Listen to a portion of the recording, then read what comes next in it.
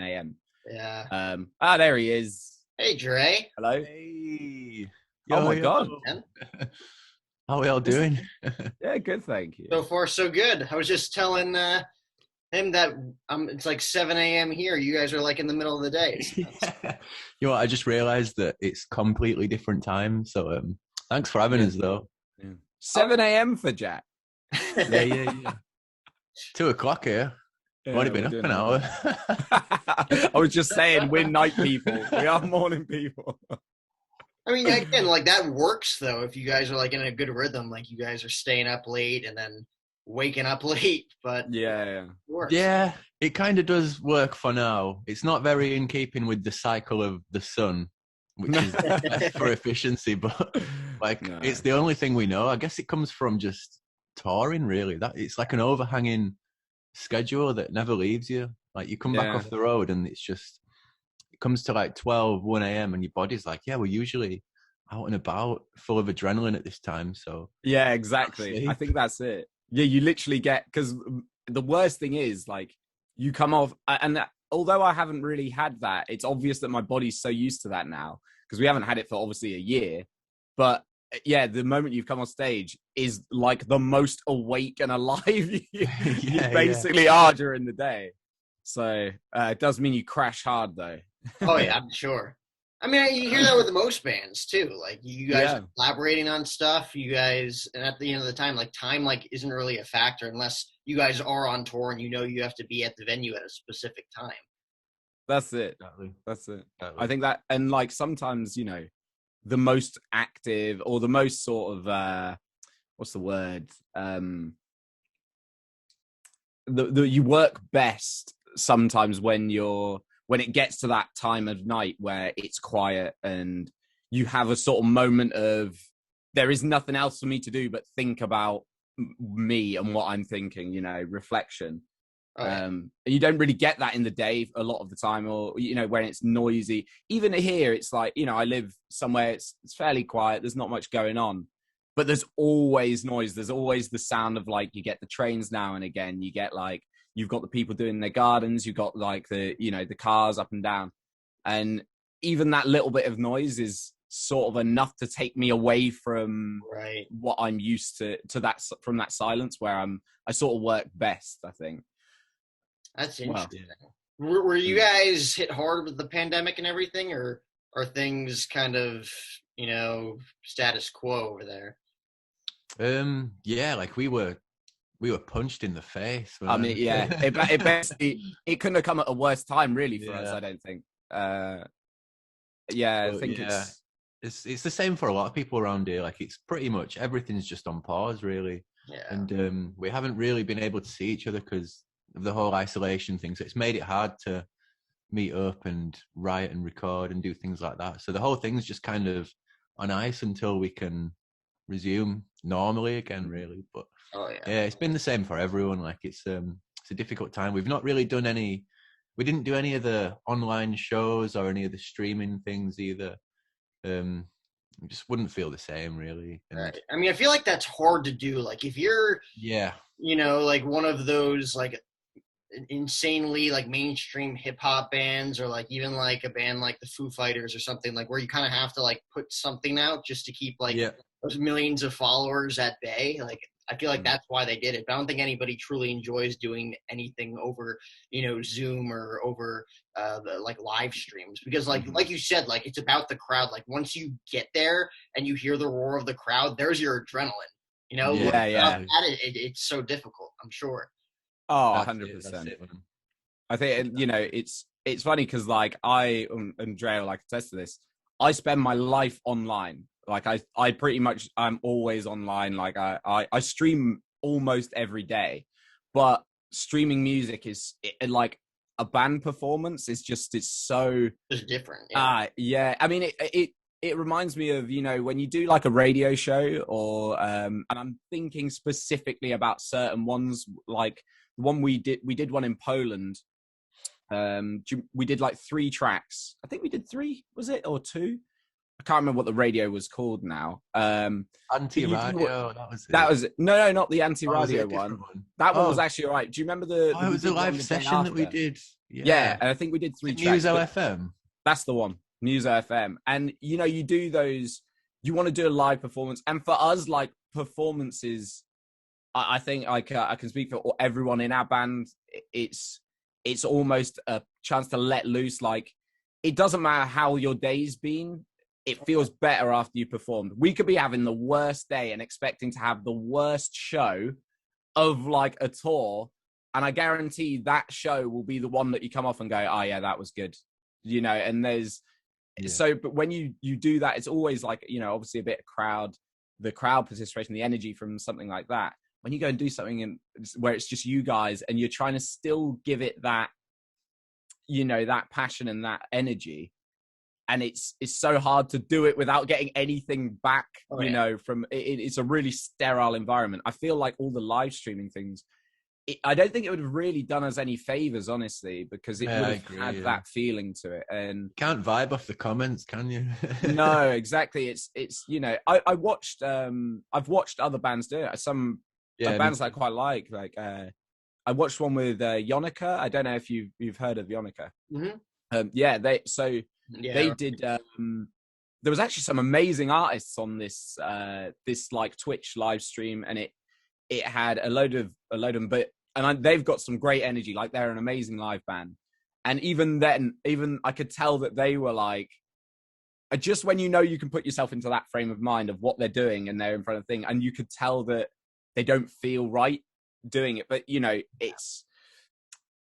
Like you were saying, to hold on to all those fans, all those people it's about keeping your name out there. And having something like COVID, when you're a band that predominantly are known for your live performance, it's very hard to keep that momentum, I think. Oh yeah, because I speak from no experience whatsoever. My brother's a musician. He moved to Nashville, Tennessee a few months ago. I'm just a journalist, but just from speaking from like an outsider's perspective, it seems to me that they're two totally different entities, playing live and then recording in the studio. And like you just said, like, some people adapted well to doing live streams because, like, you can play a song and then tell a story for your audience. And, you can interact. Yeah. They're in the comments all the time, clicking away.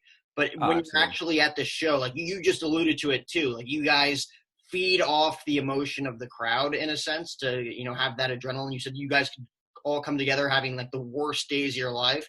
And then you go on stage and it like doesn't even matter because you're feeling the roar of that crowd. Do you feel like that every single time you go out, or are there shows that just don't click?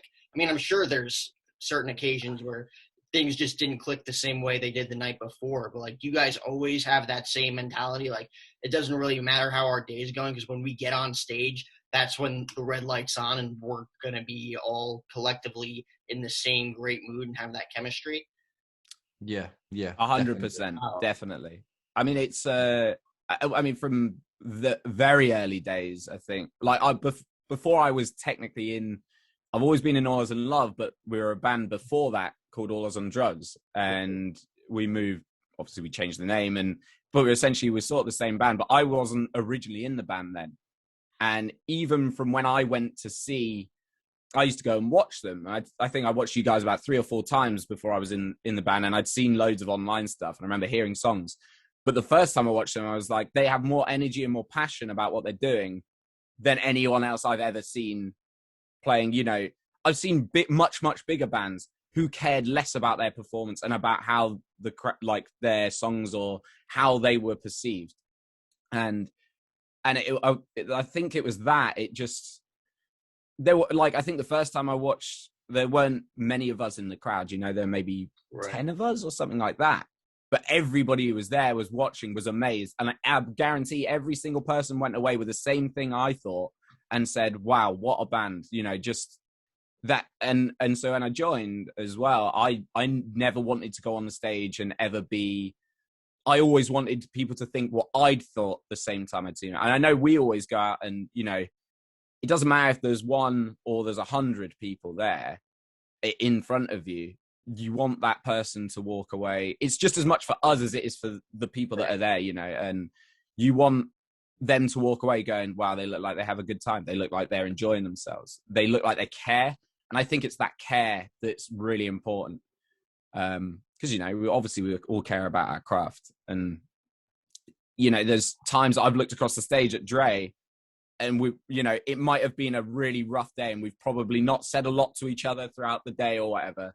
And, you know, it's usually outside stuff. It's not usually like, you know, things to do with the show that's coming up, or with, it might just be that we've had a rough drive from somewhere, or last night's show, you know, we'd lost some merch, or, you know, just little things, or that we've got coming up, or we know are going to cause a problem in the future. And I've looked across on stage and you don't think about those things. You know, I see Drey is shredding his solo or something, and I get that same thing that somebody would get from the crowd. I'm just like, yeah, this is great. You know, I can feed off that energy, my bandmates' energy. I can feed off the crowd's energy. And, you know, that I think that just for a moment, even if it's during that half hour that we're playing, 45 minutes, hour, at least you're getting taken away from the problems that you might have.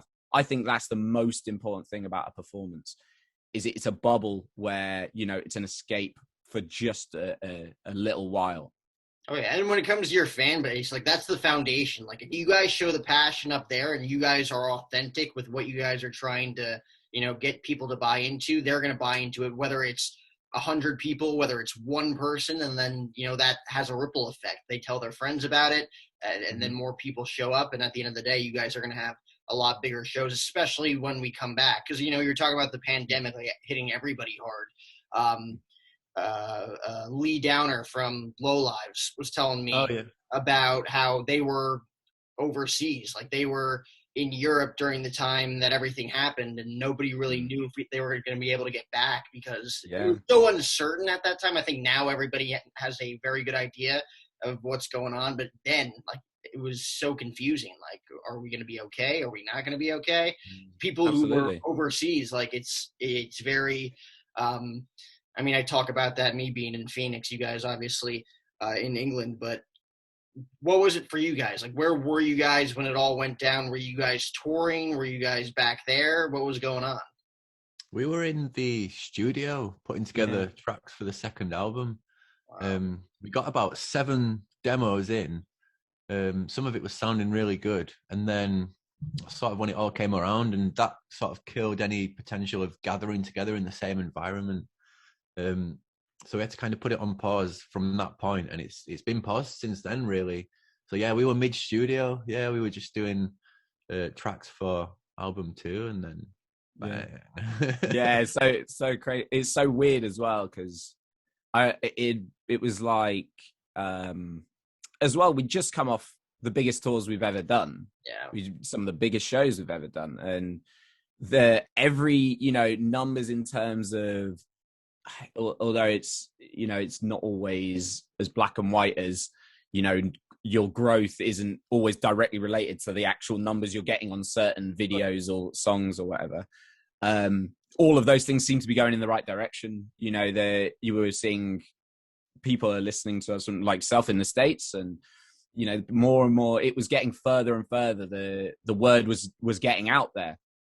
And we just done, obviously, a massive tour of Europe. That was going really well. We were going to be playing, we were supposed to play in Poland for a massive radio station there, Anti-Radio, and they put on like a festival. Well, actually, I can't remember. I think it's a festival they put on. Yeah, and we were supposed to be playing that, and we had to cancel that because of, obviously, COVID. And it's these little things where, you know, it's you've got this momentum, and that's a stepping stone to the next thing. And, you know, that would have been a really big show in Poland for us, and it could have probably secured the next Polish tour, which in turn would have secured more tours around the area, you know, other countries around there. We probably would have gone back to Germany. There's a few places we played now a few times, and it's about getting that repeat traction, so that, you know, the audience can keep coming back. And yeah, like I say, we're in the studio, and unfortunately, even though we got to quite a good point with a second album, there's a lot of costs as well that go out with not just recording like an album, but, you know, stuff that isn't happening. It's hard to have a load of people working for you and on the sort of the back line, there's nothing happening, and either, you know, it would end up of costing probably a bit more money than it was worth, because you've got PR people who've got nothing to PR. There's people who are, and you know, even though it's not directly coming out of our pockets constantly, it's still, it doesn't feel right to be not having anything to put out, and there not being anything to be like heard or progress your career. So it's probably just easier to pause and have something that you feel more confident about later on, you know, rather than sort of half-assed stuff. But I mean, speaking to lots of people who are in the same boat, and what the one thing or the one consensus seems to be, well, everybody's in the same boat. It's not like, you know, other people are playing shows and we aren't, no one's playing them. So it's it definitely is sort of a group mentality in that sense. It's not like anybody gets ahead. Oh yeah, there's a disadvantage for everybody, you know? Exactly, yeah. Everybody, like, everybody's in the same boat. I guess that's like the only way you can put it. And like you were alluding to, you know, like it's about, you know, everybody on your team, like not just you guys, like there's the people outside the band, whether it is PR, you know, managers putting everything together. Like they don't have a job either when everything is going on. So like you'd rather do it at 100% capacity as opposed to half-assed, like you said. But, you know, like during this time, like we're like literally a year now into it. Like, are you guys, you know, like trying to write stuff over Zoom? Or are you guys trying to do certain things? Or are you guys just like taking a break? Because like you just said, you came out with the second record and then all of a sudden, you know, like the world collapses and everything goes to shit. Yeah. We all we got quite lucky in the sense that we've got individual things going on. Like obviously Jemal does his streaming. Connor's got like a studio set up and he's working at the moment. I've got a studio set up. Jason has like sort of been part of my bubble for a little bit. So he has been coming around. I don't know if we've been breaking the law. I'm not sure. But we have been, like, maybe in the last couple of months, like started to kind of meet up and start writing again and getting some material together. Nothing's really come to fruition from that, but like it got around about the time we were like, we just can't take this any longer. We need to continue creating. We need to do something, whatever it is, you know. So we've been doing that in a sense, but it's also given us, trying to look at the positives, it's given us time to develop ourselves in a way. So it's been a year of just looking inwards and just thinking, what can I do now that I can't do that, you know, because that was all we did. That consumed us, like, in a good way. We were averaging like 150 to 200 shows a year, and then you had rehearsals in between, you had writing and recording. Like it was our life basically. And then going from that, you had to kind of become a moon to the earth in some sense and just try and find your own sort of thing to do that, you know, does incorporate that in some way. So yeah, we ended up doing like a load of individual stuff, trying to do projects that don't involve gigging, writing and recording, practicing. Like I say, Jamal's got his streaming thing going on. So we've all kind of been finding things to do, like while we can't do the main venture. Yeah, I mean, you guys, good for that. Yeah, I mean, like you guys obviously have to come together at some point when this is all over. But like you guys doing your solo projects and writing your own stuff, and like you said, kind of figuring things out when you guys are by yourselves over the past year. I feel like that's what a lot of people kind of had to do, or else, you know, you're not going to grow at all coming out of this. You know, like you have literally the last 12 months to really, you know, get your stuff together and determine like what you want to do with yourself and with your career, with your life in the future, you know, like, so when, you know, in that sense, like you guys are, you know, everybody's kind of in a bubble over the past year, trying to figure everything out. Like when you guys look back at things, because I'm very interested to see how you guys both started, you know, like when was like the first time, like you guys picked up a guitar, first time you decided like, this is what I want to pursue with my life. And then, you know, you look back at that now over the past 12 months and determine what type of sound that you guys want to have moving into the future. Yeah, definitely. Well, after you. You carry on. You carry on. I can't remember what I was going to say now. I came up with a really good story about how I started playing guitar. Yours has got to be more interesting. See, well, I think it's interesting you say about the, you know, thinking about sound over the next 12 months. I think one of my favorite things actually over this lockdown, before unfortunately I live with someone who's quite like pretty highly vulnerable, and her mum as well is very vulnerable. She's actually only just had a vaccine last week. thanks to something our manager told us. It was just like, you just need to phone them up and tell that you say, and it did work in the end. But so she's only just had a vaccine, which is good though, because, you know, means things going and moving forward.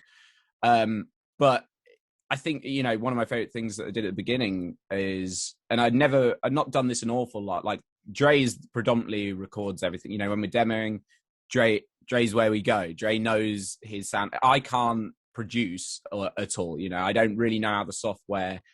There's no way I could work the software well enough to get something decent out of it. But I you know, I like to play my instrument. I like to come up with ideas. A lot of it isn't very musical or conventional in a lot of ways, but Drey's a great person to take that sort of thing too, and he'll turn that into something that is musical, is conventional. He'll produce it. And I think, yeah, like saying at the beginning of lockdown, we went over and I played some things I'd had for years. You know, everyone has as a musician, they have those little riffs, those little bits of writing that they've done that they never really think will go into anything. And it was great to go, and we'd never done it before, because when you're in a band that was doing what we were doing, like Joe was saying, you know, 150, 200 shows, that's before practices, before rehearsals, before recording. You don't get a lot of time to go and share those things and spend time doing stuff like that. But we did have a bit of time to do it, and I think we got some like really cool stuff out of it, like interesting sounds that aren't necessarily anything like what we sound like as a band playing together. And it was fun to sort of explore things like that, and knowing that we're capable of doing that as well, that we have the capacity to go, let's try something new and see how it comes out. And like for the second album, I think, you know, the tracks that we were working on, what was it, 3 or 4 of them were things that you'd written, or I think they were they were slightly leaning towards the electronic side of things as well. Like we'd had some drum loops like on top of the actual drums, and then a lot of it was like synth bass. We started introducing like new elements, but then we also kept you could say like Sunset Yellow kind of sound, where it's just, you know, drums, guitars, bass, vocals.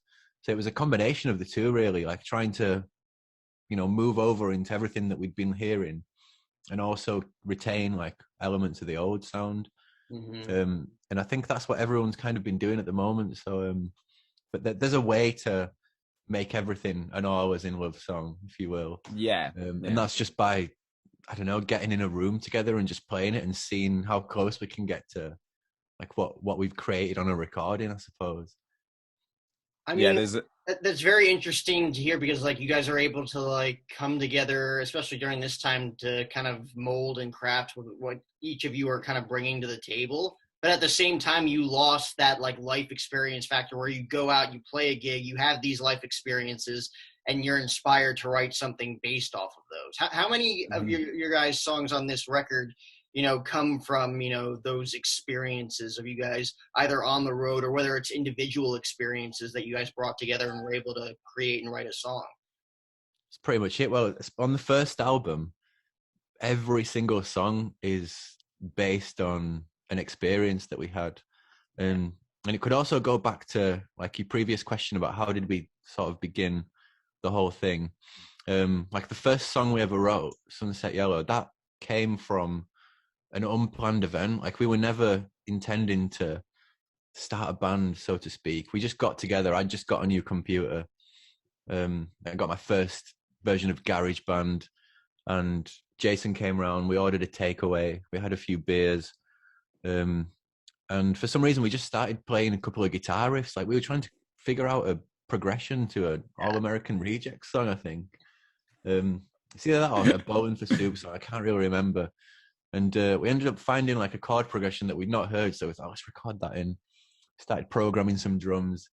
And then, Jason was like, oh, slap a few lyrics on this. So he started just reading words off the back of a kind of iron brew. and then just ended up making like the first song that we'd not planned to make whatsoever. But that whole thing came from just wanting to get together and just spend an evening just, you know, eating rubbish food, drinking beer, watching TV. But because we all love music and we all play music and have done in various projects, that kind of formulated into, you know, a piece of music that we'd recorded. And we thought, this is cool. Like, we'll release this like unofficially. We'll just put it on SoundCloud and we'll private message it to like 100 friends each or something. And then like the next day, like we woke up and it had like thousands and thousands of plays, and we had messages on the SoundCloud page like asking us to play shows. Like, we'd not even really had a full band together. So at that point, we were just like, we better get a band together. And, I remember hearing that track, and it's funny because whenever you talk about, obviously I've heard that so many times before about how that came to be. And it's funny when you describe it like that, you can tell, you get that vibe from the song. Like, the song does feel like just hanging out. It's sort of a bit of a celebration of not having to do anything. It's sort of it does feel like almost a lack of responsibility. Not lack of, that doesn't sound right, but do you know what I mean? Like, true though. Like, you don't have any responsibilities at that age. At that time, it's like nothing really matters. It's just we can just enjoy each other's company. And you're right. Yeah, we didn't have anything going on. I think everyone had just pretty much come out of college, and that was at the point in our lives we were like, okay, it's time to either get serious or just hang out and see what happens. And I don't know, the whole thing just turned into a band, which was, couldn't have asked for anything more, really. I mean, it almost turned into the fact that you guys were kind of just goofing around, and then at the same time, they're like, okay, like, let's get some gigs rolling. Like, you guys are good. All these people that are tuning in, and you're like, oh God, I guess we should put a band together. Out of necessity, literally out of necessity, because I'm incredibly grateful that they did at the time, because else I wouldn't be here, and I wouldn't have got to play as nearly as many shows. I mean, I was expecting, when I joined the band, I was expecting, you know, we'll play the odd show here and there, and like any other band I've been in, the shows are few and far between. And you know, the moment I joined, I got a phone call from Drey, and he was like, well, you know, we got quite a lot of shows sort of planned. We got quite a lot of stuff planned, and this is over the course of, what was it, maybe a year, that you guys just escalated into gigging. Yeah. Well, every week almost. About a year. That was it. Yeah. It started just 1 or 2 a week. And then we were at the point where we would take any show that we got offered. Like, sometimes it cost us to play shows. We must have played for a year and a half, just unpaid. Like, we didn't take any money. We just took, you know, the gig, because we knew that whoever was in the room, that was our payment. You know, they would go and tell someone who would in turn tell someone else. And it wouldn't take long for the crowd to build in the area that we were in, and for some word to be out there, and then eventually we'd be worth something. But yeah, we did about a year and a half of unpaid shows, just for the love of it, really. We just piled in cars, borrowed equipment, did whatever we could, really. Some gigs were, you know, definitely ones that I don't want to remember, because, you know, there's been times when we were playing to nobody. But you have to, you know, you never know what you'll get, and eventually it did get better. And then, yeah, it just got to the point where I think it was really time to sort of get serious. So we had a few, you know, a member in the band that was, it had come to, you know, the end for him. He was like, I can't do this anymore. It's a lot of commitment. And then I remember phoning up Jemal, because we'd seen his band play. Like, he was in Sega Mega Drive band doing like Sonic the Hedgehog music. Only played just covers of 16-bit music. Like, at a festival that his brother had put on in Pontefract. And he was just at the end of the stage, like with a bandana, just shredding bass. And we were like, we need a bassist. So we'll get that guy's number. We'll give him a call. So I think when I called you, I don't know if you were ready to leave Nottingham. You were like packed and prepared to go back down to Devon and go and live your life down there. And then I was literally about to join another band. I was literally about to. There was another band in Devon that I'd been in previously, like different names, different lineups, etc. And they said, look, if you want to come and play bass for us, like, because they had some stuff that was sort of happening, and you know, we'd love to have you back. And I was like, oh, I'd be really up for doing that. They're really good, really talented guys as well. And then, yeah, Drey phoned me literally the day before I was sort of organizing that. And my brother, actually, he phoned my brother and he said, oh, yeah, Drey's on the phone. He wants to know if you want to play bass for Allusondrugs. And I was just like, yeah. Your brother, yeah. I was just like, yeah, that's fine. Put my bags back down. Yeah, no, I'm down. This, because, you know, this is a band that pretty much when I'd seen them, I'd been blown away. And every song that got released, I'd been sort of thinking, wow, how is this an unknown band? Just if this is the caliber of your average pub band up here, then you know, I don't really want to go back down to Devon, because it was just so much more important to me than anything I'd heard from anyone else. And I'm really glad I did, because it pretty much was non-stop from that day, honestly. I think I had like 7 days. We went into the practice room. I learned all the songs for the set. Then, yeah, and then it was just shows after shows. I think we got got in the top 10 hardest working bands 2 years in a row in the UK for playing shows. That's very impressive. I think, yeah, we were surprised. We sort of couldn't believe it. We're like, what? Why? We just assumed every band must do this to get to, you know, that point. But, you know, there's 100 ways to make it. Oh, yeah, definitely. I mean, those are the things that you probably wouldn't trade for the world, too. Like all of those either shortcomings or like you were saying, Drey, like those times on the road where you wish you hadn't gone through any of those experiences. Were there any specific, you know, gigs that you guys played that you remember, like you're playing in front of like one person and maybe no people and just thinking like one day this is all going to be worth it and we're going to be able to look back on this and say like, I wouldn't trade any of this for the world? That's exactly the kind of thinking that gets you through those shows, to be honest. Yeah. I'm trying to think if there's any, I don't know, even, you know, early days, you sort of give or take those shows. And we always just used to joke and say, posh practice sort of thing. Because, that was our way of getting through it, Yeah, it was like, for free. Yeah, we got to, you know, we're at this venue, you get to play on the stage. It's, you know, that's, posh practice. I can't think off the top of my head. I can't think any of those shows where I've thought, this is so not worth it. You know, because I always knew that there would be the next show that would make you say the opposite of that. Do you know what I mean? That would be like, this is worth it. And that show always comes along when you're at your lowest low as a band, you know, morale wise. And there's so many things that can do that to you. There's, you know, it can be just a bad release or something, you know, not necessarily a bad release, but, you know, something maybe doesn't get as much as you were hoping. Again,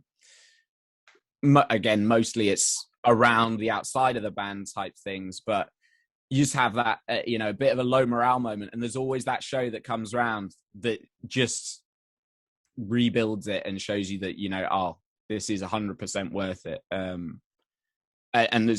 And they can come from the most unlikely of places. The best shows on tours are always the ones that you go, there's not going to be anybody at this place. We've never played this town before. It's in the middle of nowhere sort of thing. And it turns out there's a dedicated crowd of music lovers that, you know, they don't get many bands come through. And so when you do, you make an effort to go and play those places.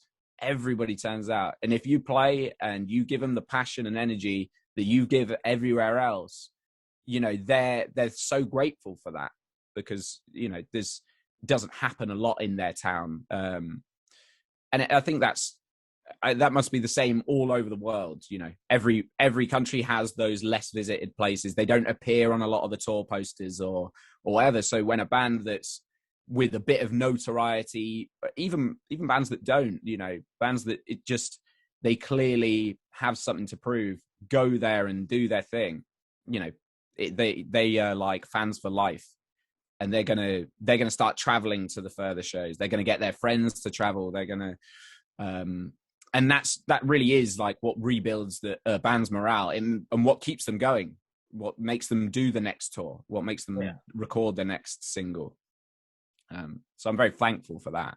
Oh yeah, I mean, like those types of gigs, like you said, like those towns that aren't necessarily on the bill per se, like when you guys are touring, like you're able to interact with people that, you know, like you said, like you're inspired in a way that you didn't think you were going to be inspired, and that leads you to, you know, having that inspiration to go to the next city, the next town for the next gig, and everything like that, because it's almost a I don't want to call it like a second life, but like you guys are almost revived in a sense where you're inspired by these, you know, these towns where you're able to walk away with these certain experiences, these certain stories, and are able to come together and, you know, whether it's, you know, writing something or even just walking away and thinking like, that was awesome, we got to play here again. Like those definitely have to be awesome moments. Oh, absolutely. And they're, you know, they're more common than you'd expect as well. And, you know, I'm trying to think of like the opposite thing, and where it's just consistently almost not worth doing, but you still do it anyway because there's no such thing as not worth it. But in the back of your mind, you think, why would we do that again? But when you go and do it, you're like, oh yeah, that's why. Right. And I'm thinking Workington, Drey. Like, I think we played this place in Workington 3 times in a row. We played it 3. I don't know if actually they used to get some good bands come through there. There were a lot of bands that are sort of in our scene on our circuit around the same time, and everybody went and played Workington as part of their tour usually. And I think that comes more because the venue was smart and they were like, let's get people up here. There's not much going on. And it was this tiny little bar, and you'd think, oh no. Like when you turn up, you just think, oh no. And we've seen so many, like, it's one of those places where you could write a sitcom based off the experiences of just being outside this place most of the time. And we played there the first time, and it was amazing. Actually, our first ever tour as a band, our first ever proper tour. We played that. Might even have been the first show, wasn't it, on that tour? I think it was day one of the. It was day one. Wow. 3 or 4 day tour that we were doing, and we took it because it was the only place that was offering us pizza for playing. Yeah. Everywhere else was just, you know, no payment basically, but Workington gave us pizza, so that was new to us at the time. And I remember being like, oh, as if we get food. You know, I'm not having a service station meal deal for dinner today. And we turned up. You know, we played. It was a great show. People were really into it. And then we had this like dedicated set of fans, but in this place up in, you know, the middle of nowhere almost. And then we did it, and again, we did it a 3rd time, I believe. I almost want to say we went back a 4th time, but I think we played somewhere sort of nearby, and all of those people came to the show. You know, the next show we played. And I think that's, you know, like I said, that's what it's about. It's about building those communities, because that's what it is. It is just a community, people who are into, especially in like the alt rock scene, and, you know, the rock and metal scene.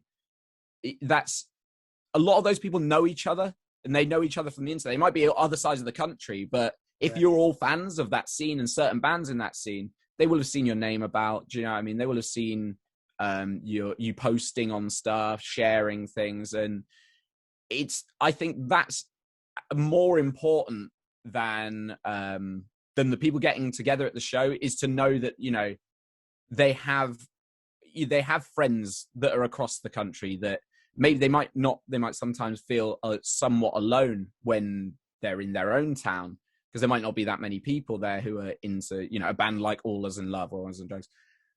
But they know there are lots of people around the country who are also part of that community, and bringing all those people together from their little towns or villages to one town in the middle and seeing them like meet each other, like that's an amazing thing. And I think a lot of bands, obviously hundreds of bands, do that. Oh yeah. And it's not really something that I don't think a lot of people talk about, but it's definitely something that's really important to our band. That sense of belonging and community for people is a huge part of what I want to do with my life, you know, being able to offer people a place like that. Oh yeah, I mean, connecting with your audience and like those people and building those relationships, like that's like the ultimate power, I feel like, in life, you know, like having that sense of being able to inspire others and think like, oh my God, like these guys are awesome. Like not only are they awesome musicians, but they're awesome people. And like that's most important at the end of the day when you guys are going all over the place. Like you guys are saying, like whether you're getting paid money or you're getting paid with food, whether it's pizza, whether it's, you know, like you guys are building those relationships, you're being kind, you're doing your thing, you're being authentic, you're being yourselves. And that, you know, shines through at the end of the day and allows people to say like, okay, they don't think they're big shots, you know, like they're normal people. They want to communicate with us and they want to build that repertoire with us. Oh, 100%. You've got to make them feel welcome, and no one is above anyone, in my opinion. Doesn't matter what's going on. I mean, we would go on those tours, that show in particular. Like, I remember that first day we had nowhere to stay every single night. And the plan was we can hopefully just find somewhere if we ask around, or if we have to, we'll sleep in the van that has, you know, a solid wooden floor and it's mold all over it. Moldy stank of stank of dog. Because we loved people and we loved playing to people. We would always have great interactions at the end of the show, and we'd always luckily find somewhere. Like that was our first time like sleeping somewhere as a band. Like, I think a few of us slept on a concrete floor at some guy's house that came to the show and just was like, yeah, come back, we can help out. So, you know, we'd take anything that we could get at that point. And, you know, we never wanted to make the audience feel like they were, you know, small. Like I really hate sometimes like when you play and you're on a really big riser and the crowd are like really far underneath. Like I used to love the shows where you were playing to the crowd, you were like face to face with the crowd in a small sweaty venue. Like there was no barrier between you and them. Like you are them and they are you, and you're all there experiencing that moment at the same time. And that's what we were all about, and that's why we did what we did, just to make people feel something and for them to make us feel something. You know, there was no I'm above you hierarchy or anything like that. And a lot of bands do, like, admittedly, yeah, you do need a little bit of ego if you're doing like maybe a frontman role or something. Like a little pepper of it is nice, but we were never that band really. I mean, yeah, I mean, like, I feel like what you were saying, like playing to the people, like you'll see like the risers and the big stages because of security reasons and stuff like that when it comes to, that's it. It's hard to get a connection. It's still doable, obviously, but you know, there's nothing beats the feeling of playing like in a small crammed room. Oh my God, I'm sure. But like you guys, you know, like in the early days when you guys are, you know, forming the band and you're building these relationships and that, you know, like rapport with your audience, you know, you go from, you know, like you have the sudden or like the slight name change, I should say, like going from, you know, drugs to love, right? So like why the change halfway through? Like obviously like people come and go in the band, you know, like you evolve as human beings and you have a different sense of direction for where you want the band to go. But I'm curious as to why, you know, the original name, how that came about and why you guys evolved and ultimately changed it. So the original name came around, it was an accident. Someone just jumbled those words at a table on the back end of a conversation. And it is literally akin to, you know, us sat around talking about past experiences where we used to take drugs and we used to be silly and we used to, you know, do things we wouldn't recommend doing. Right. And our old guitarist, Damien, like he overheard the conversation and he said, what, all was on drugs? As in like, all was this kind of a Yorkshire way of saying like all of us. So we were talking about a time when all of us were on particular substances. And then I think we just were like, oh, I was on drugs. That sounds really cool. Like, you know, that's relevant too. It's like everyone is kind of consuming some kind of drug in a way, whether it's, you know, coffee, TV, it could be anything, you know. We are all fed something, so we're all on something. So it kind of it was cool as well. It was one of those names that people would see us like on a festival lineup, and without knowing what we sound like or who we are, it's like, I'll probably go and see that just purely because of the name. So we kind of did that for, I think it was 4 years. We did that for 2012 to 2016. And then, to be honest, it was kind of, it came with a transition behind the scenes as well. Like we had a couple of people like suggesting to us, it might be wise if you ditch the drugs. You know, it might be wise if you called it something. You know, if you're going to change your name, like now is the time to do it before you get sort of too deep into it. So we were sort of back and forth because a lot of the people, like, they understood like what the name meant, and it wasn't so much that you're going to see a bunch of guys on stage absolutely high on drugs, which, you know, wasn't the case really. But then we'd have like comments like, oh, I want to buy tickets to your show, but my mum won't let me go because obviously, you know, the name is not that good. Yeah. There's people that wouldn't wear the t-shirts and things like that, you know, like. Yeah. And then we played at a venue once, and they were like, we can't advertise you playing there unless we change the name. So they took out the D, and we played as Always on Rugs. So, but yeah, and it came to the point of, so when we got our first record deal, like our first proper major record deal, they signed us as Always on Drugs. And then we went and did the album, and we were recording, we were like halfway in under that name, and we were just behind the scenes, like, still shocked, thinking, cannot believe a band called Always on Drugs has got signed to a you know, big commercial deal. We couldn't believe it. But then, like, halfway through the process, we got word from like management and label that, yeah, we've just been over to, you know, see some people in LA about, you know, getting your music on playlists and stuff, and that name Always on Drugs, like that's not going to work, so you need to change it now. So because we'd already had thoughts about changing it before and never actually done it, we thought we could get away with it.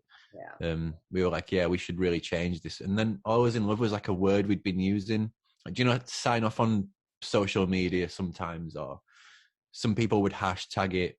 You know, you could put Always in Paris, Always in Germany, Always anywhere really. So, and also I think the original lyrics for All You Need Is Love by the Beatles were All You Need Is Drugs. So we just thought, you know, we'll change it to that. And, you know, we'll do what they want us to do, because without that, we're not going to get the exposure that the people behind the scenes are working so hard to get us. So yeah, we changed it. Was it 2019 or 2018? I can't really 2018, remember. I think. Back in 2018, I think. It's funny though, because like I can't really remember, because there was so many times where the conversation was, are we going to change the name? You know, the different, through different management, through different people, even people we spoke to. I even remember we got guest tickets, luckily, through our management, to see a band called Mew, and we're all massive fans of Mew, and we got to chat to the singer Jonas, and he was we even asked him about the name thing. Yeah, we asked everybody we could. Yeah. It was such a mixed reaction, mixed bag. Yeah, and you know, he was like, I like love, and I do, and I remember like hearing that and thinking, if he thinks that, you know, that's a pretty good bet. But and that was years before the actual change. So like Drey is saying, you know, luckily, because we'd already been thinking about it, it didn't take us long to be like, yeah, okay, we'll change that. I mean, there was at one point just before we changed it, I think literally weeks before, it was almost going to be Sunset Yellow. We were going to call the band Sunset Yellow. And our producer, Catherine Marks, at the time was like, no, that just isn't you guys. It doesn't sound like you guys. And so, you know, it made us sort of revisit it and like, oh, okay, let's check. We wanted it to be something positive. Because I do always think, you know, most of the music we put out is that it is quite a positive theme. Generally, it's you know, I like trying to be, as much as I can, sort of a beacon for positivity, because it's much easier to be a beacon for negativity, especially with the way social media is at the minute. Oh yeah. And you know, I almost think that's cheap in a lot of ways. Like, it can be. It's very easy to be negative for the sake of being negative, and it's much harder to find the positives in something for some people than it is the negatives. So I really feel like trying to find the negatives in All As in Love is very, very difficult, you know, when it comes down to the simplicity of somebody seeing that name on a sign or on a bill, or even in, you know, an interview or anything like that. is, I think if it gives some sort of, I'll go check that out because that sounds like someone I might like, then, you know, that's a good thing. I think it's rare you have somebody go, I'm not going to bother with that because it doesn't sound good. I don't know. I think a name, it's really frustrating because as little as a name is to do with a band, it's the first thing anybody sees, you know, for a lot of them. And you've got to get that right. When we always talked about not wanting to put barriers anywhere where they didn't need to be, it's hard enough, you know, getting people in front of your art, let alone by having a barrier that's as simple as the word drugs.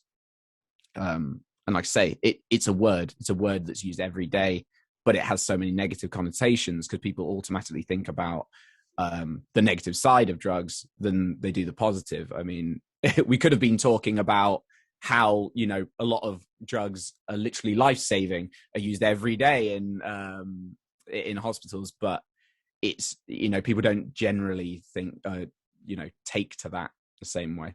So it was not a sentimental thing for you guys at all to change the name? Like, you knew, like, right off the bat, they're like, yeah, we probably should change it in order to, you know, because, like, our music is obviously gonna tell the story at the end of the day. Like you said, like, band names, like the Red Hot Chili Peppers, when you first hear that, you're like, that's a ridiculous band name. But the music rocks, right?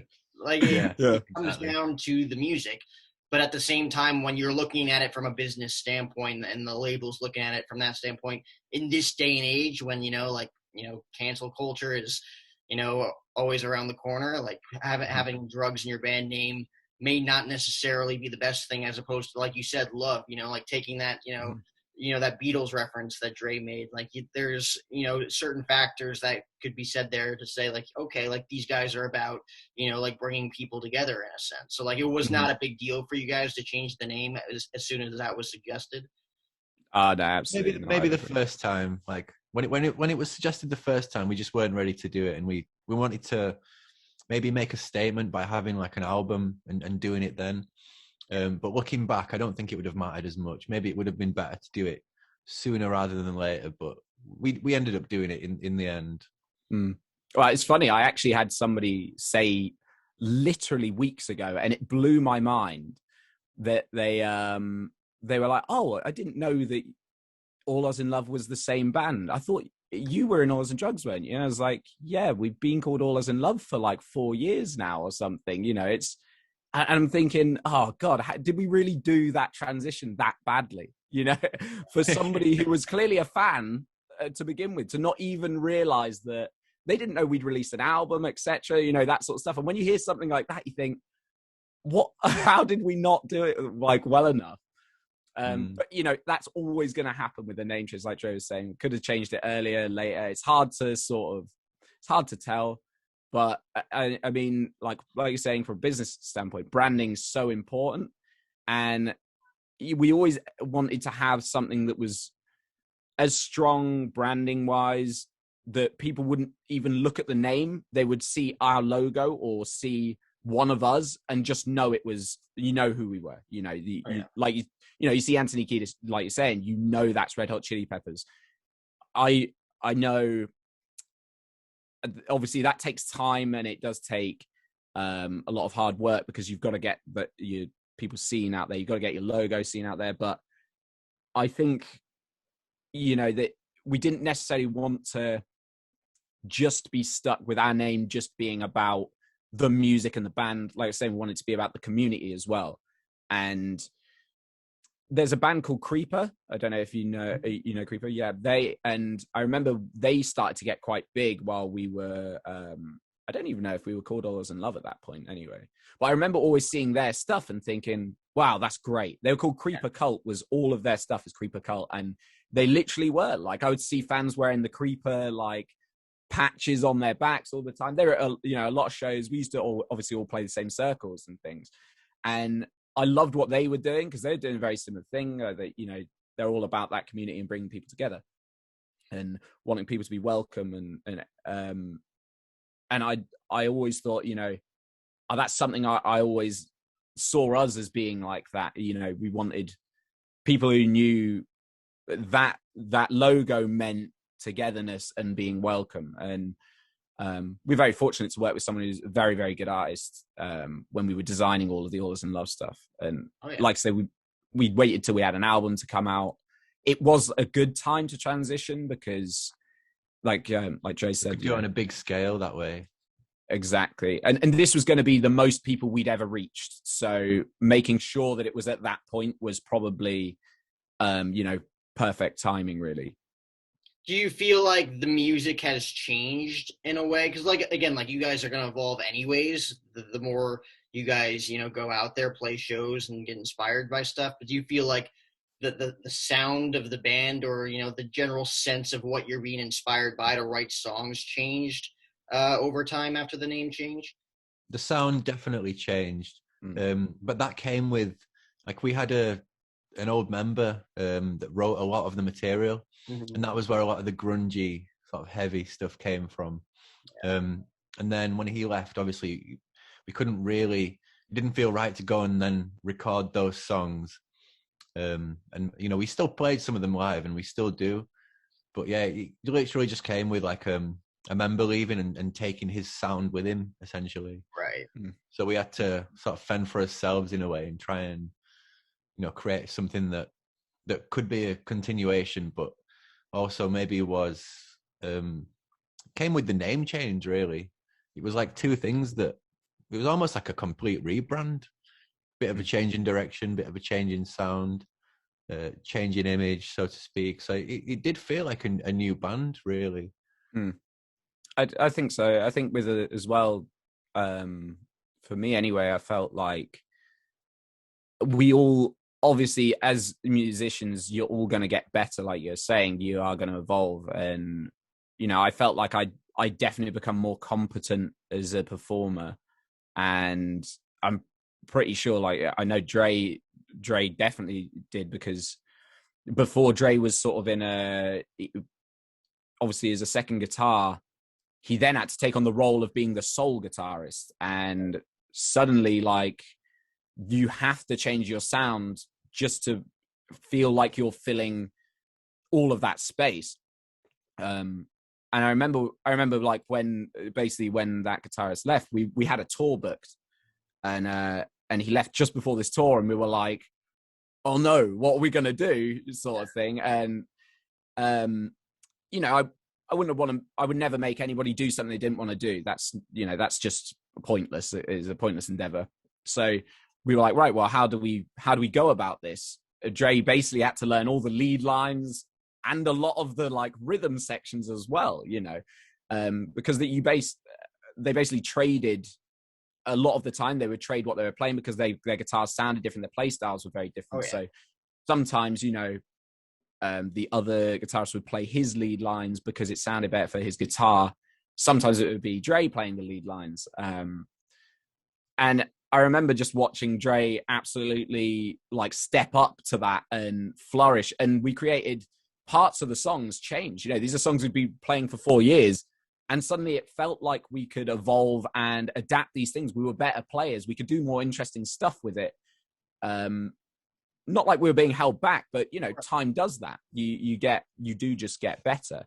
And I think especially like with some of the newer songs that were being demoed for the second album, you can tell we're more mature as not just musicians as well. I think just as people, like we've learned a lot. And there's things in those songs that I wouldn't have imagined we'd have put in even maybe 2 or 3 years ago. Like I hear parts of those demos and think, wow, that's amazing that, we've got to a point where we're confident enough to put that in and confident enough to pull it off as well. Like with an idea, it's not just about recording something and being like, okay, that's recorded, great. It's about recording something and being like, right, how will we do this live? Well, how will this come across live? Or in terms of the performance, what will this do for a crowd? And I like envisioning how that works now, because I have the experience of being on those stages that you think, oh, that's going to be great when we can drop that, or we can drop into this bit, or and that comes with maturity, and that comes with time and experience. So I think 100% the sound, when we became on this level, the sound definitely changed, but it was mostly just because we changed a lot as well. I mean, that's definitely a good test for you guys too as a band. You know, like someone leaves, they take basically, like you guys were saying, their sound with them in a sense, and having to kind of like restructure what you guys are all about and your sound and everything. Like, I feel like that's, you know, those moments, those, you know, those battles of adversity in a sense are able to make you guys stronger. Like you talk about going on tour and actually, you know, like connecting with your fan base, but at the same time, if you're not connecting with each other and able to like get through some of those rough times, then none of it matters at the end of the day, right? No. 100%. Yeah.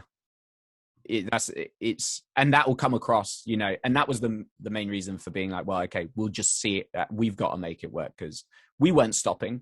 But you don't want to be taking, exactly like you were saying, it was getting to the point where it was obvious that there wasn't a connection there between, you know, and I do feel like in a performance aspect, you need that authenticity and that care, and you know, all we want is for people to be happy. I wouldn't want somebody to be unhappy because they had to do this.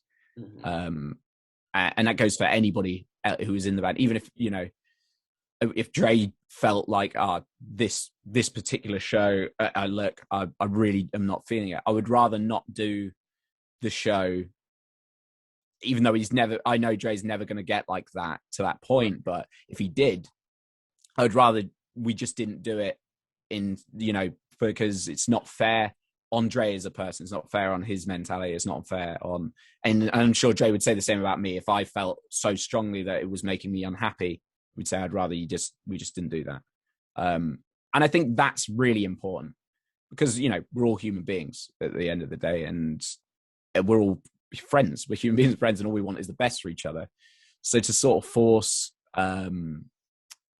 almost force like your career onto someone else is not fair. It isn't fair. And again, that comes with maturing as a band and being together for as long as we did and doing all those shows together.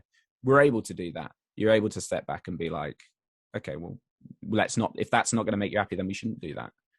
And there's a lot of things, like when we signed to a big label, there's a lot of things they want you to do that, you know, we were very naive to, and we just went along with it for, you know, and what we should have seen is, this isn't us, you know, it's not this isn't what we're about, really. But again, it's experience. We know that now, and we wouldn't make the same mistakes that we maybe made before. And like saying, it's about making sure you're doing things that are going to make you all happy and you're all going to be proud of, that you can stick with that authenticity. What is that, you know, like I've always been intrigued by that, because, you know, you hear the horror stories on the outside of, you know, the business side of music when it comes to labels, like you talk about there, you know, them kind of like trying to shape or mold a certain sound for you guys that you don't necessarily want to play. Like, obviously it comes down to money for everybody on the business side, right? But at the same time, it's like, if nobody's enjoying their experience, like, you're not going to get the best out of your performers, and you're not ultimately going to get out the best product that you envision for all of your consumers. So like when you guys are like in the trenches with that, like you said, like you were a little naive to it at first, you know, kind of, you know, in a sense, like giving into like what they wanted. How quickly did you figure out like, this isn't us, and, you know, we're going to do what we want to do, because at the end of the day, you only live once. Like, you may as well play the music you want to play, despite 100%. what people thinks. Yeah. It didn't take too long, to be honest. Like the first couple of photo shoots, we were almost being told what to wear, how to dress. Wow. And at first, because we put a lot of trust into the people that signed us, so we were like, well, we've never been at this point before. They know what they're doing. They develop bands.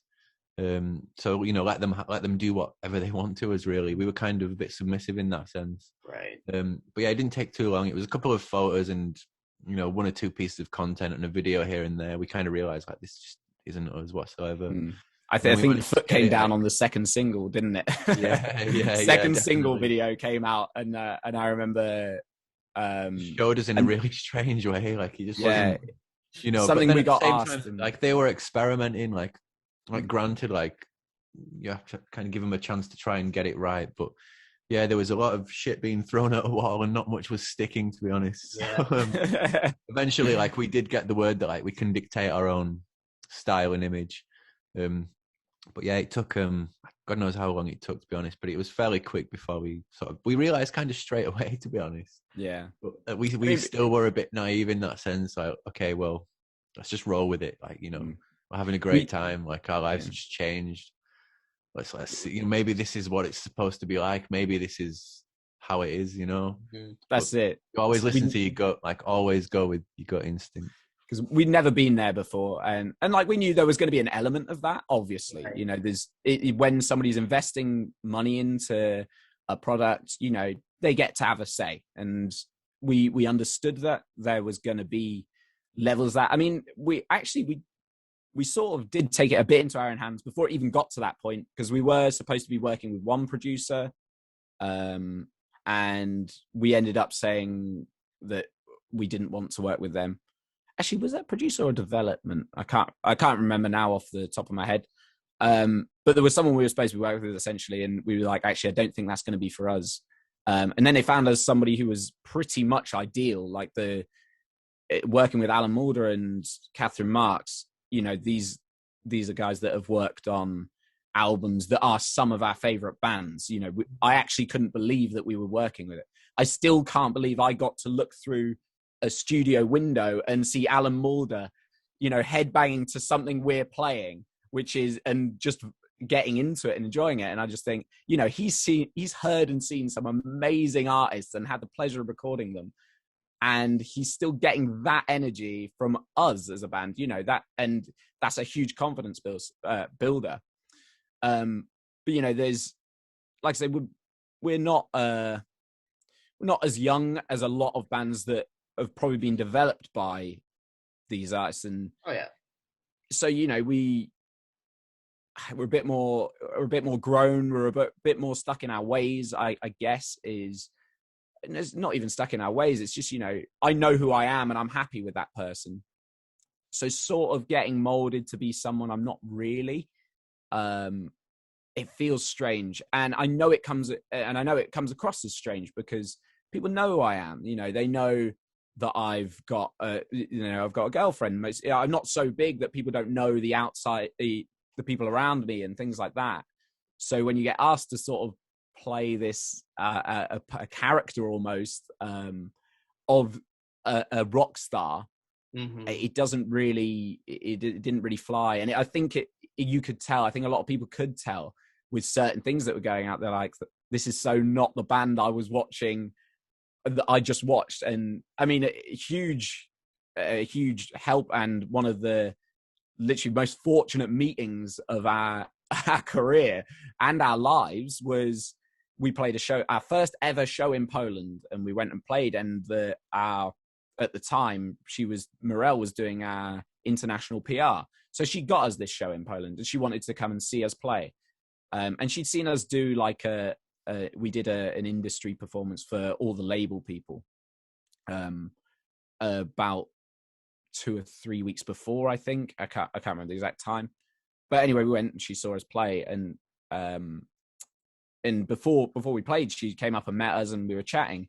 She was like, "This is so weird. You guys are nothing like what the label paint you to be." And she was just saying, you know, she was basically confirming all these things that we were sort of thinking and we'd said, in a way, and, you know, that we were so naive to. And I was arguably the most naive, because I was just like, you know, they know better, we'll just go along with it. You know, we have to make some sacrifices here. And, you know, I wish I'd seen and listened to certain things maybe a bit earlier, but, you know, what can you do? It's an experience, and other than learn from it, there's not much you can do. But anyway, Morel ended up becoming our manager after that meeting. And I think that's one of the things, like, having a really strong manager who really knows what you're about, really knows who you are as people, and can translate that into the meetings they have with the label boss, with the PR, with, you know, all of those people who are essentially you on every platform when you can't be. it really makes a difference, because, you know, things started to change around. And I really feel like we did a lot more. The stuff we were putting out was a lot more important and a lot more authentic at that point. And I feel like people knew that, and they could tell. And fans we made after that point are generally, you know, I think they're more invested, because they get feelings, they know who we are as people. But like saying it, I imagine this happens to almost every band that goes through the machine. That the meat grinder. Yeah, yeah. Oh my God. I always talk about like when people ask us about, you know, going through that industry machine, I think we've been in some ways unlucky and lucky at the same time, that we've had so many mixed experiences with different stages of our career as a band, with like management and with PR and things like that, booking agents. For a relatively young band, we've had quite a few of those things come and go. And I mean, the main thing is, you know, and I would hope, but most of them, we're still friends with, you know, we can still talk to those people. It's not like we left on particularly bad terms with a lot of, you know, those people when we were changing anything. It's just, it's if it's not right and it's not working, it's not working. And it takes change. I mean, you alluded to it, you know, having a manager that's willing to fight for you, that knows you as a band. She knows the culture. Like, you guys know what we want, you know, as opposed to them just fighting for the money. Because, you know, like some bands figure that out right off the bat, and others, again, like, are tied into it so deep where they basically have to do what the label tells them to do, because at that point they own them. But like you guys, 100%. I feel like got out of that pretty quickly. You know, you realized right off the bat, like you guys were saying, we're like, okay, we need to go in this direction because this is what's going to make us happy. And what's going to make us happy is going to, you know, bring out that authenticity that you were talking about, that truly is going to make us shine as a band and going to be able to connect with our audience in that way. Because I feel like you guys are also like very open to, you know, not like collaborating, but like, you know, experiencing and, you know, mixing and matching with different sounds too. Oh, 100%. Yeah. I mean, even the collaboration thing, I think, like I was saying a bit earlier, it was nice to go in for me and Drey to sit down and play something, and Drey to turn something that's just sort of an idea I had into a song. I think, didn't you use that for literally a collaboration project? Yeah. That's it, yeah. That's it. And I think that's really important as well, because you never know who you're going to meet. It might literally be sitting down and playing, you know, in a jam room for 10, 15 minutes, and you don't know what that 10, 15 minutes can inspire. That might inspire a whole album's worth of work just from a certain sound you hear, and it sparks an idea. And like saying, changing sound, I mean, me and Drey, probably predominantly the music we listen to, everyone in our band listens to such diverse and strange things. And it's really interesting seeing those influences get brought in by each member when it comes to writing bits or hearing parts or how they go about playing their part specifically. And it's bound to end up becoming, you know, an amalgamation of those things. I think that's what makes our band us. I think that's the quality that it makes it an allusonlove song, is it's our influences coming together, and that that mess that it makes is actually it turns out to be something quite beautiful in the end. Oh yeah. I wouldn't want that aspect to sort of change. But it definitely, obviously being open is, again, something we've learned through just time and experience. You've got to be open and willing to try new things. I mean, when it comes to different sounds, I feel like whatever you guys are trying to do, like you talk about the grunge stuff, whether it's, you know, being inspired by the Smashing Pumpkins, the Nirvanas of the world, or you look at like EDM stuff on like the entirely different side of the spectrum. Like some stuff is going to sound good, some things aren't going to sound good, whichever way you're collaborating. Because I know you guys were open to collaborating with, you know, EDM people in the past, right? Yeah. There's been instances where we've talked remixes, talked features and things like that. Admittedly, all that sort of got pushed to one side when the label took control. But I think we're back to being a lot more open with that now. Wow. That would be very intriguing to me to hear. Because I feel like, you know, like in a sense, like we talk about like these different genres of music. Like ultimately, it would be cool to see, you know, like a band like you guys to come together with different people and collaborate to create a different sound that nobody's ever heard before. Because that's what's going to create the next movement of rock music, right?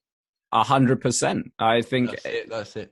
I think everyone, I really feel like as a musician, everybody strives for that, to find that new thing that's you, that nobody else can be. You know, people can try and imitate, but it's never quite there, you know. And obviously there's so many classic bands that, you know, we're huge fans of, that they do that. I've never heard anything, and I would say that there were a couple of tracks like on the new stuff that we were doing that definitely have a vibe of like a Mars Volta type vibe.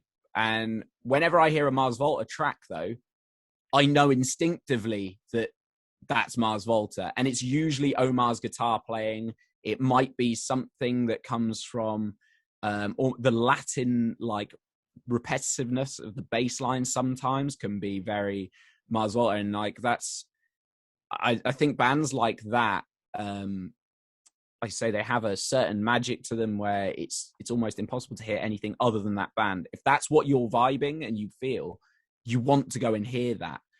In terms of what you're saying with creating sort of new sounds and people through remixing it, I see like trance music essentially is just the electronic vibe. It's just psychedelia, but in an electronic way. I always see there's, even though they could be opposite sides of the spectrum, they're definitely, you know, parallel with each other in direction. And I feel like there's so many things that can be done with just somebody who's coming at it from a different angle, doesn't instinctively see a song or hear something in the same way as you do. And like you're saying, that can inspire something that can really change. You might hear something, you think, oh, I never thought of that. Seeing those new things can make you want to go and start creating something that you didn't know you wanted to create. And it often takes an outside view. I mean, it's almost like, you know, you hear that, like people will interpret a song a completely different way than what you intended it to interpret. Like you could write a song about, you know, depression or anything, and they'll take it and be like, oh, I thought that was about, you know, dogs or something. Like they're inspired in a different way, that it wasn't necessarily about that. But at the same time, if you're inspiring people, what difference does it make? You know, like as long as you're inspired by it, like you can interpret it any way you want. Yeah, absolutely. Like the music and lyrics are there for the listener's own interpretation of whatever it is they want to associate the song with. Like we used to have people saying to us, "Oh, Sunset Yellow, is it about a friend that had passed?" Like I don't know what it sounds really sad. It's just about a can of iron brew, you know? Yeah. So they could interpret it any way they want. Yeah. I almost felt guilty telling after we played a show in a place called Bradford, and at this show, a guy he got knocked out outside the venue, and he'd been to the show, and he'd been in some sort of fight. And Connor, the drummer, had on the last song, for I can't remember why or what had happened, but he'd cut his finger from hitting his cymbal. I think he punched his cymbal in the last song or something, and it ended up cutting his finger. So we went to A&E. And we were sat in the waiting room, and there was a guy with a black eye sat in there, and he was like, "You guys are in Allusondrugs, aren't you?" And he's like, "I love Sunset Yellow. It is like that song means so much to me.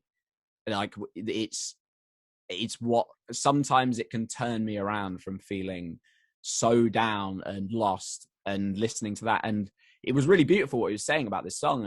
And I was sat there, and I didn't want to tell him that, you know, it was just lyrics off the off the back of a can of soda, essentially. Wow. And but it's put in a beautiful way, you know. It's like I say, the music is for that person to interpret. And so me and Connor were sat there and we're like, I wouldn't want to tell him. I'd want him to still get that. I would worry that me telling him where that's come from would change how he feels about it. I think sometimes it's important to not let people know, you know, because there are songs that they do have some actually really stark importance in the lyrics, and some of them are not nice things, you know, that you're singing about. But because somebody gets something positive out of it, it's important to let them get what they need from that song.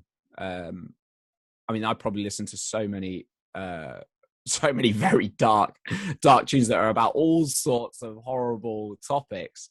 But because of maybe the time I heard it or what was going on at the time, it's a really positive experience for me when I hear them. I love that music can do that. I don't know if there's many other things that can. I really don't. And I feel like if there's, you know, people being inspired by, you know, different sounds, different lyrics, you know, you talk about everybody being inspired in a different way. Like, it could be the same sound that you want it to, and people are, you know, taken by it by in every sense of different direction, you know. But like you said, there's specific songs, and this will be the last question I ask you guys. I don't want to take up your entire Monday, but you know, one song that, you know, really stuck out to me was "It's Okay to Talk," because that has a very specific message in the sense of just like everybody's going through their own stuff, you know, like everybody's coming from different backgrounds, different stories. Everybody has their own either struggles or obstacles that they have to overcome.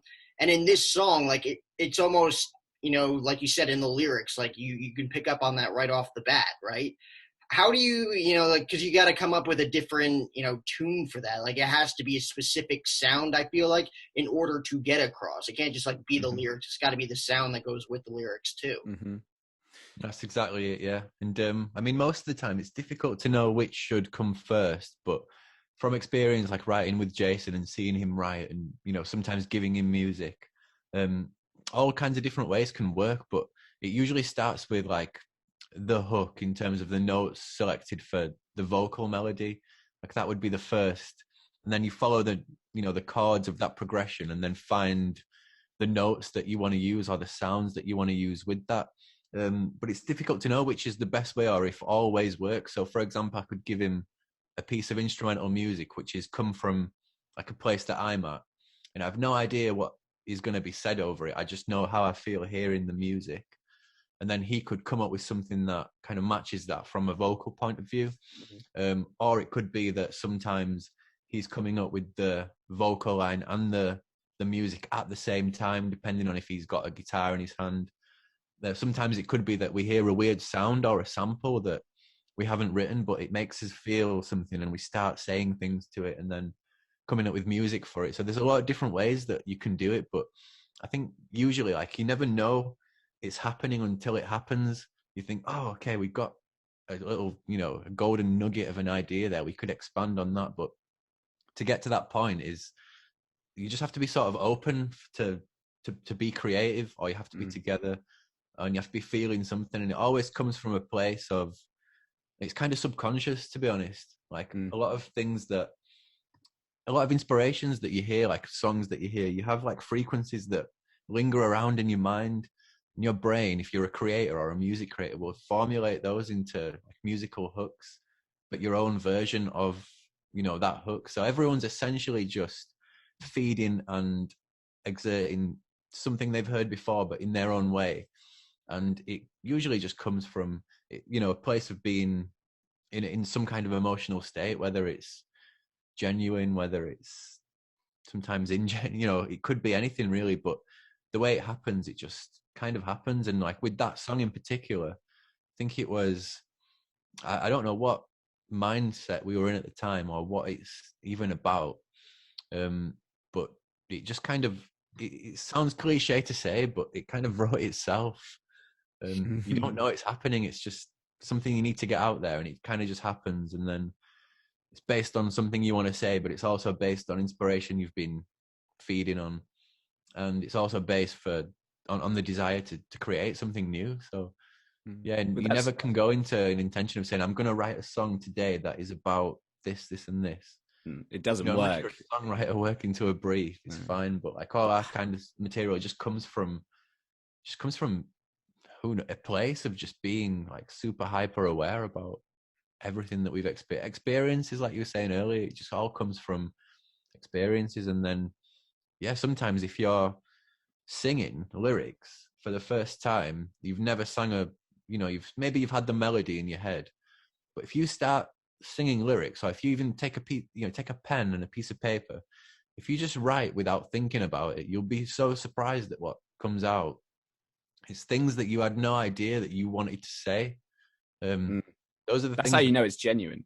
They come from your subconscious mind, And that song was just pretty much, just one of those, not a happy accident, but just a subconscious thing where it just kind of, it came out because it needed to come out, but there was no intention for it to be what it was. It just, came out. And usually like the bulk of a song, from our experience anyway, like the bulk of a song is usually written like pretty fast. It's usually like the first thing you come out with when you're feeling in the moment, when you're comfortable, when you're happy, or when you're sad. Could be any kind of emotion really, but as long as you're sort of comfortable and open to exert something, it just, something natural comes out, and that's usually the case with when Jason's writing, or when we're writing together. We've no idea. We sit down, we don't know what we're going to do, but something comes out, and if it's good, like, we'll know it's good. Sometimes it's not, sometimes it's not great, and you end up shelving it or you never come back to it. But you can't be great all the time. So. But you say that, but it's funny because when you do revisit those things, and this happened for the last single that we released, Just Like Hell.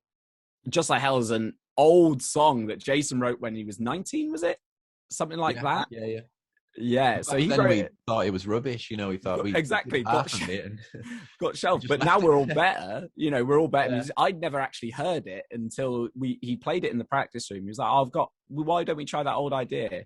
And we were like, what? This is so perfect for what we're doing. And it was, we were able to we changed it in a way that, I didn't hear the original version of this song, but it seemed so natural to be doing it. Maybe it was because of how we were feeling at the time. Maybe it was because of what was going on. And suddenly lyrically, it made sense to us. Lyrically, it made sense. Sonically, it just made sense that this is what we should do with it. And maybe, like I was saying, maybe back then it didn't, but suddenly now, it was ideal. So it's funny how things can sort of change. It's almost like it fermented from when he was 19, finally became a fine wine and was brought to, because it on face value, it's sort of quite, I get it, it is sort of an immature, I say immature, but it was almost pop punk, when we very first heard it. Teenager-esque, super teenager-esque, and but the moment we got playing it and we started to get everything else around it, it became an allusinlove song. Like, it felt so much more evolved from that. And it's just funny how music can do that, because it is just something that comes from how you're feeling, who you are, and especially, and very time from whatever it is at that specific moment. Like when we're recording something, that mood that you're in when you record that piece, more so for things like vocal melody or even like guitar lines, like the solos, the leads, things like that. I really feel like you get a genuine emotion from that sonically in every song, and that that's something that only comes from playing and just living in that moment. Like Joe's saying, it sounds so cliche, but it does sort of write itself. And like I've told Drey so many times, and he probably hates me for it. I know he definitely does. When we're in a studio recording and it's like, okay, Drey's going to lay down his solos. He's going to lay down his lead for this. And the first lead Drey will do will be the most impulsive. It will be the most, it's just, he's playing something. He's maybe had an idea of what he was going to do. And the way he plays it, had no idea. And that's even better, in my opinion. I love something that's just raw. It's just emotion. It's just, this is what I'm going to do right now. This feels right to do right now. And I'll hear that. And I'm so like, don't change it. Just keep that one. But Drey's a perfectionist, and he knows what he wants, and how he's feeling.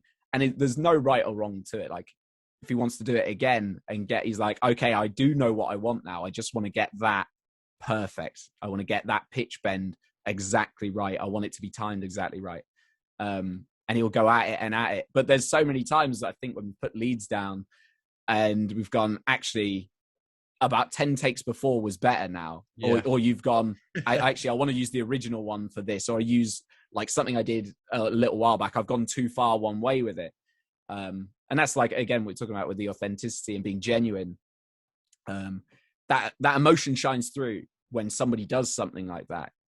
And I feed off that in not just our own music, in other people's, but I love being able to hear something that, you know, there's a reason I'm in a band with these people, is because I love what they do as musicians. I loved it before I was in the band, and to see how everyone's progressed. And when we play, regardless of the fact we've been together playing music for that long, I love being surprised and hearing something and going, Jesus, I didn't know that I didn't expect that, or that was going to come for you. And the fact that people can move me after this amount of time, despite how many times I've heard them, I think that's an incredible quality.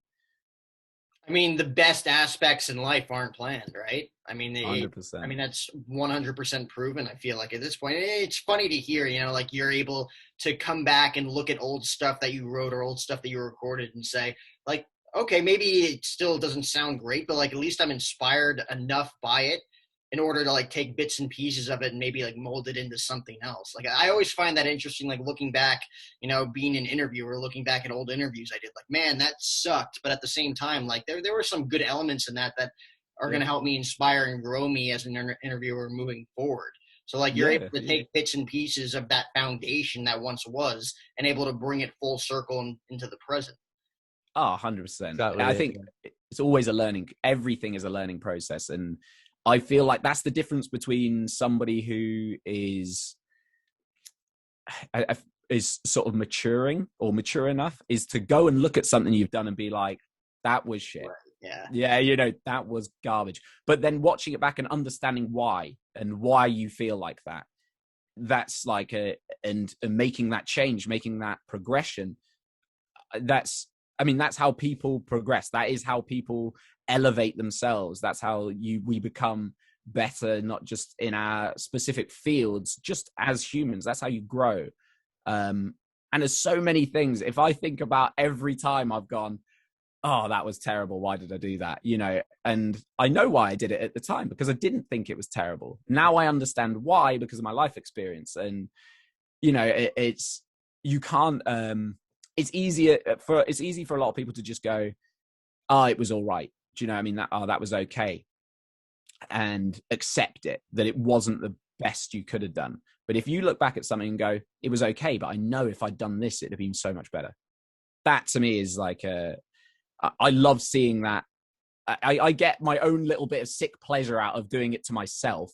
And it's awesome when you know somebody else, you know, when they go, yeah, you're right, you could have done better. And they're not having a dig. They just want you to progress as well. They want you to be the best you can be. And being able to take that self-criticism as well as reflect on it is huge, absolutely massive. And I feel like being in, like saying, in every respective field of art or even like professionalism in anything, you have to be able to do that. I feel like we've done it so much more over the last, you know, couple of years. We can look at the things we did wrong and realize that, and being able to do that is how you move forward. Yeah. I mean, you hit it right on the head there. I mean, not only that, but like surrounding yourself, you know, around by the bright people.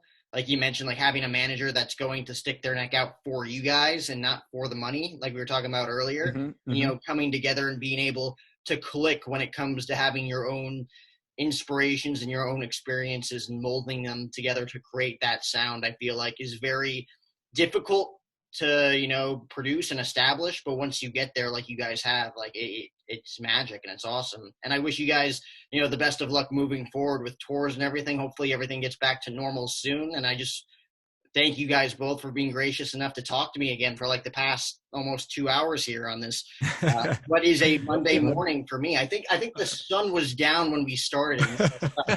So, no, thank you. Yeah, thanks. It's been a pleasure, man. To talk. It really has. It really has. So thank you. I'll let you guys know when the episode up. Honestly, it's probably going to be up like today or tomorrow. Amazing. Thank you. Quick on the rebound. So I'll tag you guys in the posts, and hopefully we can get something rolling. Hopefully we can talk again sometime, and I can come out to a show when you guys are either out here or maybe I'll make the trip over there. Oh my God. Hopefully. Absolutely. Right. Yeah. It's lovely to meet you, man. All right, man. Enjoy the rest of your day, guys. I'll catch you soon.